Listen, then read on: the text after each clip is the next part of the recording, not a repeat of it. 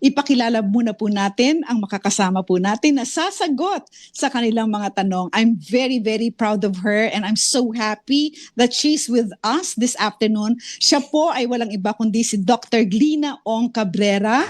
Isa po siyang internist, pulmonologist. Hindi lang po yan, mahusay po siya kumanta. Miss Annie, batiin na po natin. Magandang hapon po.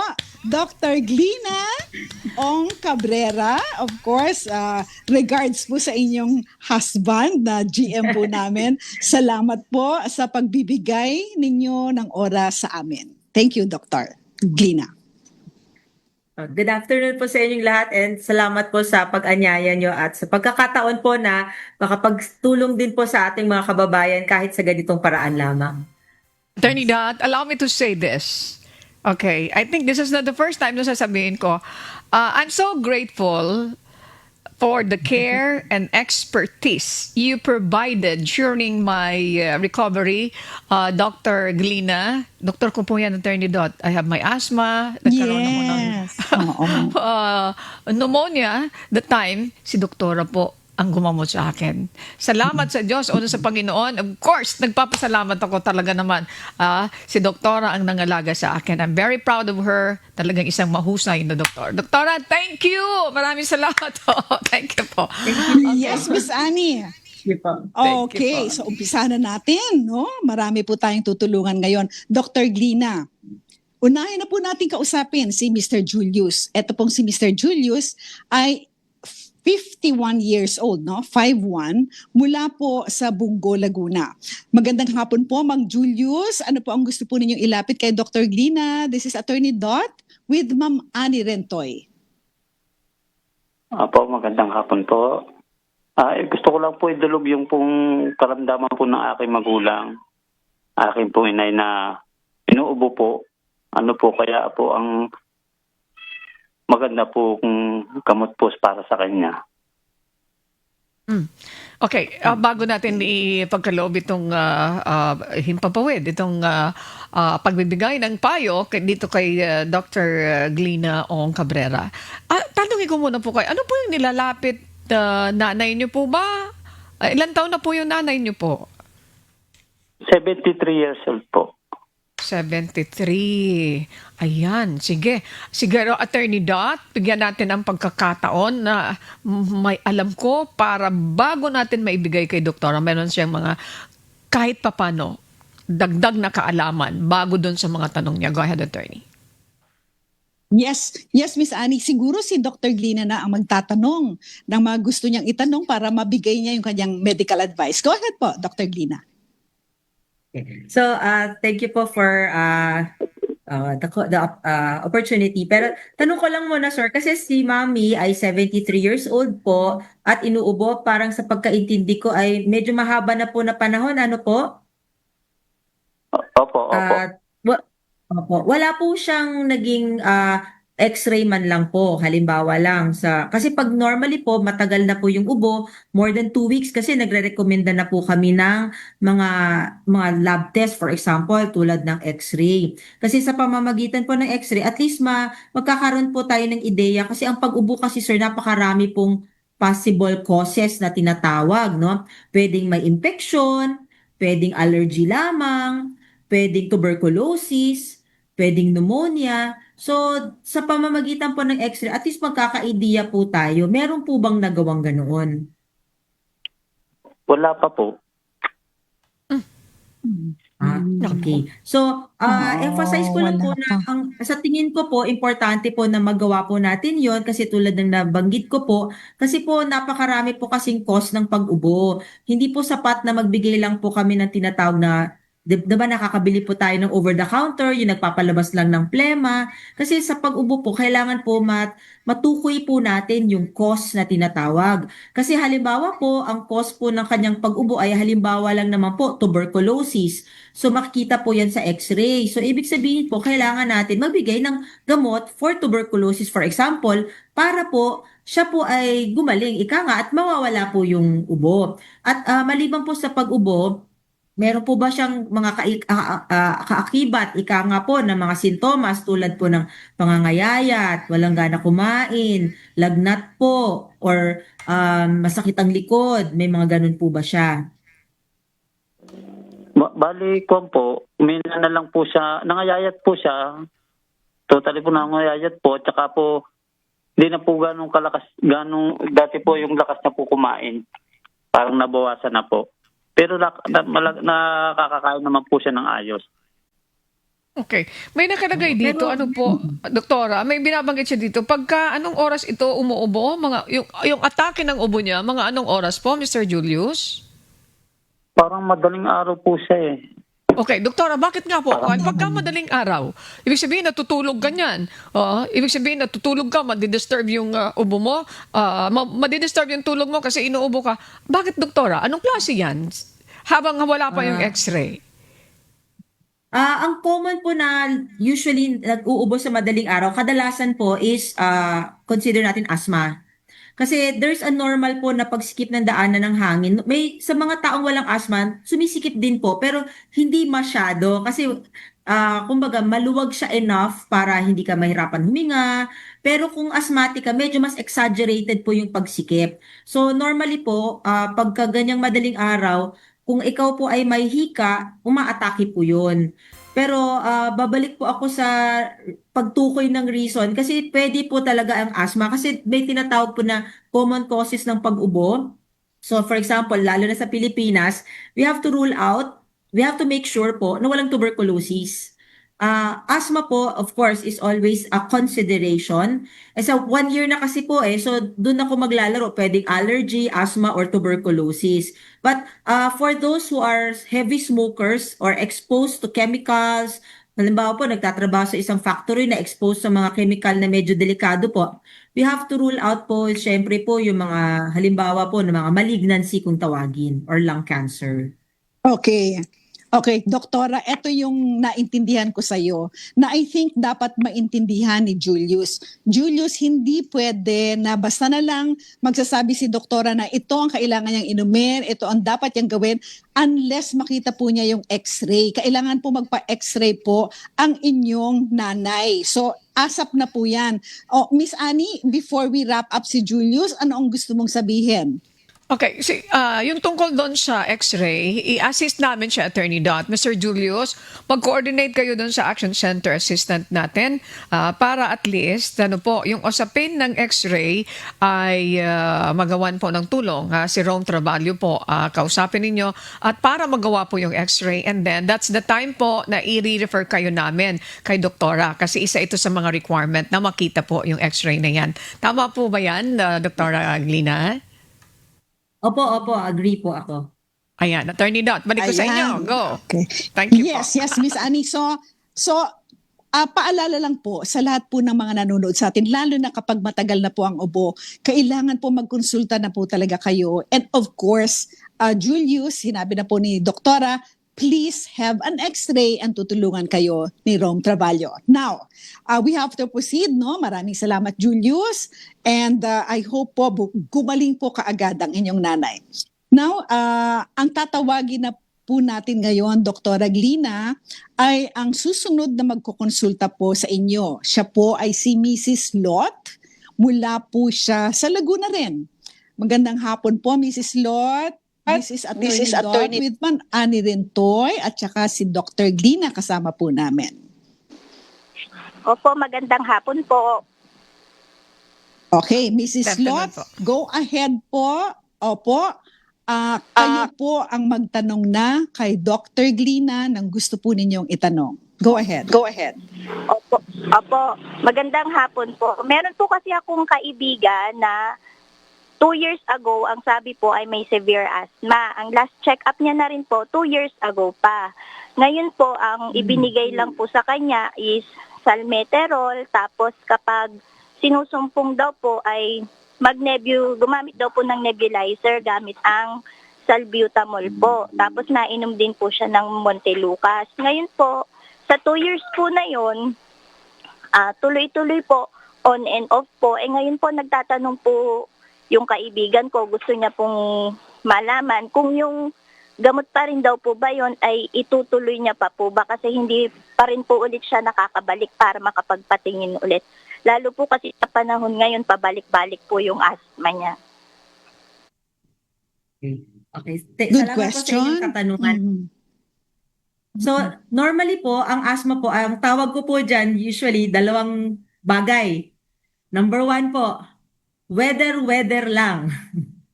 Number 2, Mhm. dagdag bawas. Mm. Usually, ganun ko po siya pinapaliwanag. Kasi ang asthma po, para po siyang allergy.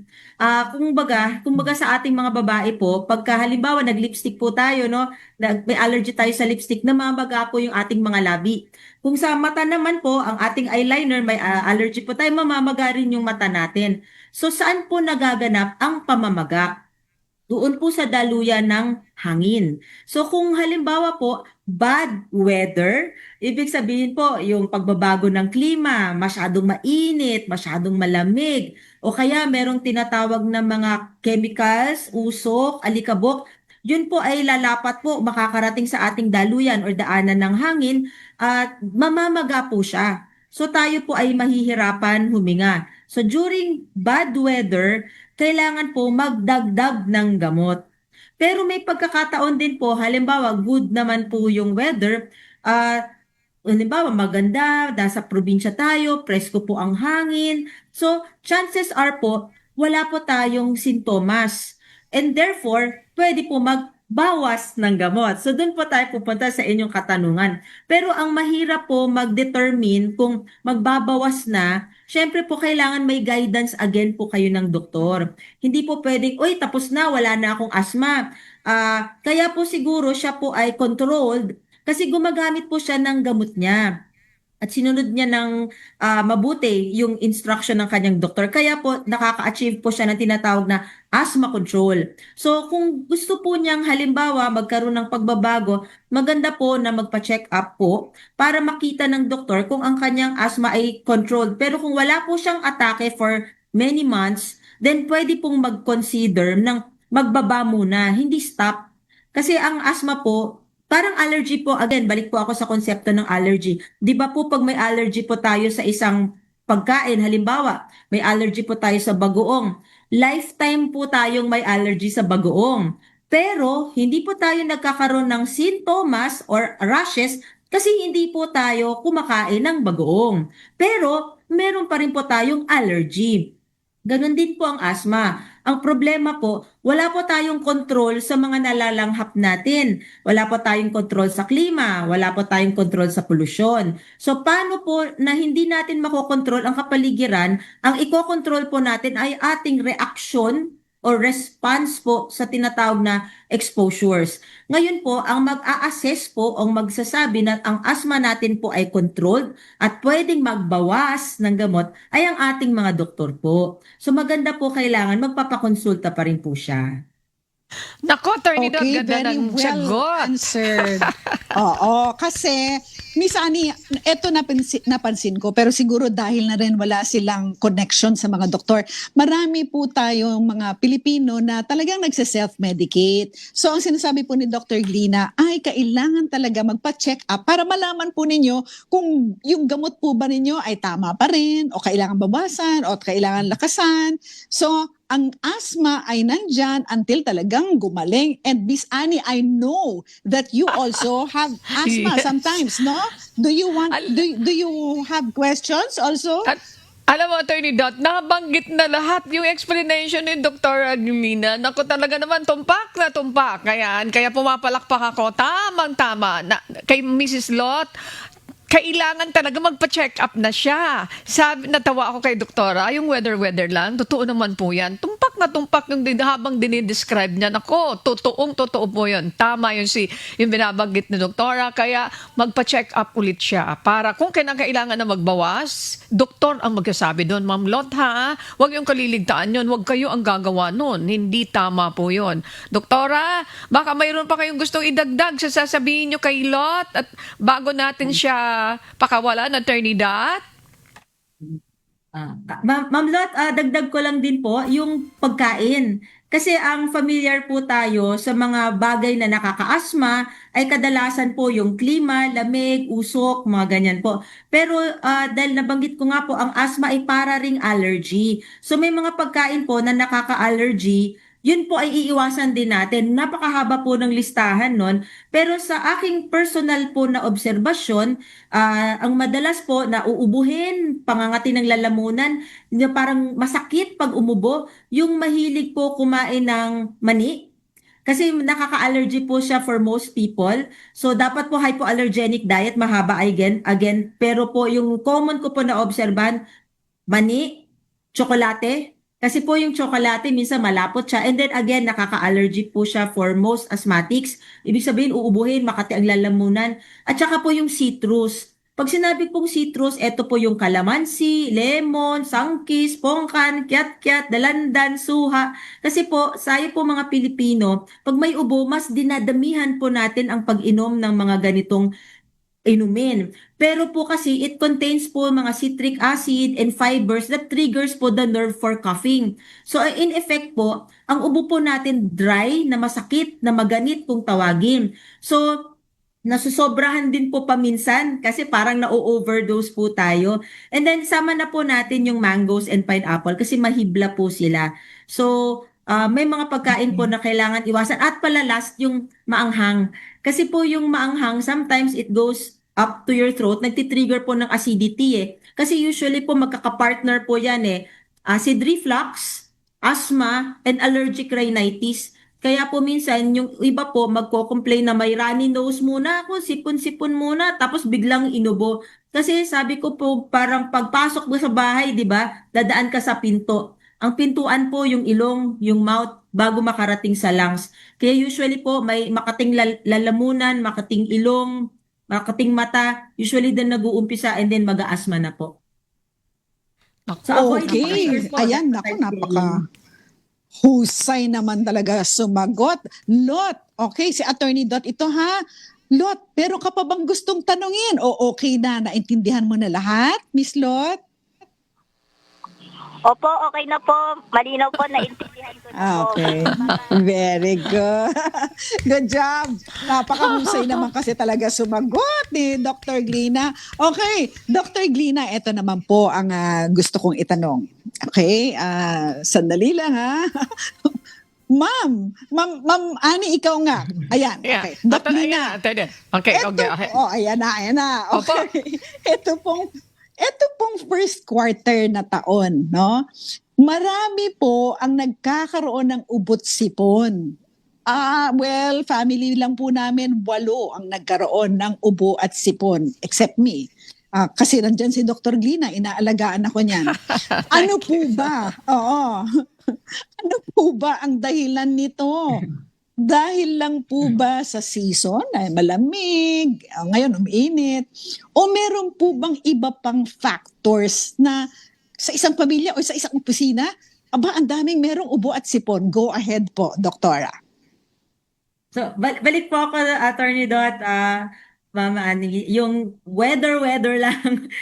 Normally po may flu season po talaga usually. So usually yun yung rainy, yung mga June, July, dyan po, di ba? Pansinin niyo po mga June, July, August, marami pong nagkakatrangkaso dyan, ubo-ubo. And then usually po yung December, January, yun po yung marami rin po nagkakasipon.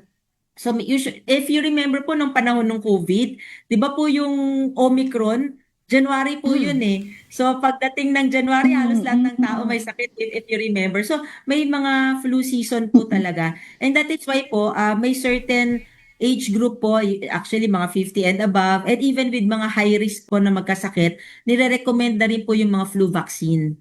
So, ang flu vaccine po is Ayan. yearly po yan. Kasi bakit po yearly? Kasi po every year binabago po nila yung flu because of the mutation. Ano po ba yung mutation? Parang nag-iibang anyo. Kung babalik po ako sa COVID po, 'di ba? May Alpha, Delta, Omicron, may mga iba-iba kasi nag-iiba siya. Nag-iibang anyo yung flu, ika nga, or yung mga virus. Kaya po, yung flu vaccine, hinahabol din po niya yung pagbabago. Kaya yearly po siya. So, usually po, Ayun. lumalabas po yung mga flu vaccine around March or April in time for the flu season around June, July. And then may panibagong wave po around December, January. Pero usually po, kung napapansin nyo, ang nauuna pong magkasakit mga pedya, mga bata, magkakasakit sila kasi halo-halo sila sa school, nag-uubuhan sila doon. Tapos pag uwi nila, Yun. itatransmit sa mga Oo. magulang nila. Kasi hindi naman sila nagmamask, Yes. di ba? Kagaya ng mga Oo. elders o kaya may pinatawag na cough hygiene. Pero sa mga bata, minsan po, natatransmit nila sa isa't isa, tapos mauuwi nila sa mga bahay. Ayun, very well said. Kasi sa amin, yung apo ko talaga ang unang nagkaroon, tapos nagkahawa-hawa na. Okay, Miss Annie, your question, please. Thank you very much, Dr. Attorney Dat. Dr. Glina, itanong ko, mayroon nagsabi dito na tapos na daw po siya, may vaccination certificate siya ng pneumococcal polysaccharide vaccine. Ano po kaya ito po, Doktora? Okay lang po ba ito? Without the flu, kailangan din ba siya? Kung siya ay mayroon ng ganitong klaseng bakuna, and what is this all about? And then, pwede pa rin ba siya ng flu vaccine?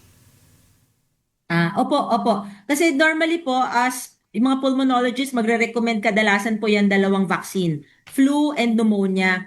So yung flu vaccine, yearly po yan. Sa pneumonia, dalawang klase po ng pneumonia vaccine ang usually ino-offer. May isa po na yung tinatawag na lifetime. Kasi the pneumonia vaccine, ang intindi kasi ng mga tao, hindi na sila magkaka-pneumonia ever. But actually po, ang pneumonia po is actually a general term for lung infection. So, pwede pong magkaroon ng infection due to viruses, pwedeng fungal infection, bacteria. Ang bacteria, napakarami din po niyan. Pero ang pneumonia vaccine, usually po, very specific siya for streptococcal pneumonia virus, a bacteria rather, Streptococcus pneumoniae, which is 40% po ng pneumonia. So, it protects you by around 40 to 50% somehow na hindi po kayo maka-acquire ng ganong klaseng bacteria. Yung isa po na nabanggit ko is yung tinatawag na lifetime. Once lang po nyo kailangan yon. And then yung isa po is every 5 years. So, pwede po kayo magpabakuna ng every 5. Dalawa po siya. Pero if you get both, mas maganda po yung protection. It just has to be 1 year apart. Okay, Attorney Doc, Yung- siguro pwedeng anuhin natin yan. Dalawa pala, yung 5 years, yung isa naman ay Yung tinatawag na lifetime. lifetime. Ayan. Pag na-injectan ka niyan, Opo. ibig sabihin, kahit na tumanda ka Once ng mo lang siya. 99. Opo. 99, Attorney Doc. Okay. Once mo lang siya po. Okay. Once lang yon. Ayan. Aralin pa natin yan kay Doktora. Di-discuss niya yan. Napaka-importante niyan, Attorney Dot. Okay, Attorney? Yes. Sayang. Wala na tayong oras. Yes. Oo, alam mo Miss Annie, talagang it's such a pleasure to be talking with Dr. Glida. Alam naman po natin, napakahusay po niya na doktor. Inalagaan din po niya ang mami ko. But we don't have time anymore. And I hope that in the very near future, makabalik po si Dr. Glina. Thank you so much to you, Dr. Glina Ong Cabrera. Isa pong internist, pulmonologist. Hindi lang po mahusay, magaling pa kumanta. Maganda. Swerte talaga ang asawa. Okay, Dr. Glina Ong Cabrera, maraming salamat po. Salamat po. If you liked or learned from this video, please click subscribe.